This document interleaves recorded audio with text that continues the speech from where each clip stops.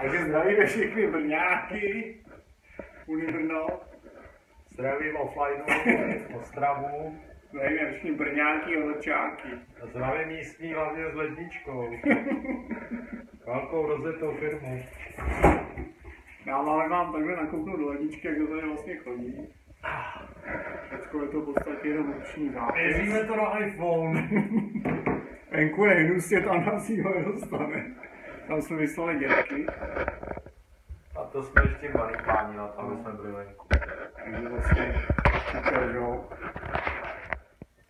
Jo, tak normálně to zapnu na dálku. Normálně zdravě Brňáky ještě jednou.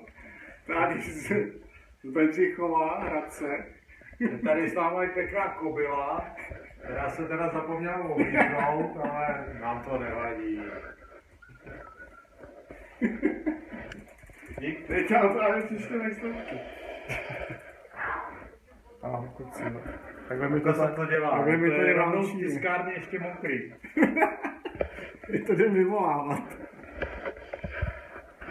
Čekáme na Veseckou, se do nás naveze. Co chcete ještě víc slyšet? Ptejte se, jsme tady pro vás. To máme pálit nebo? Epíčku jsme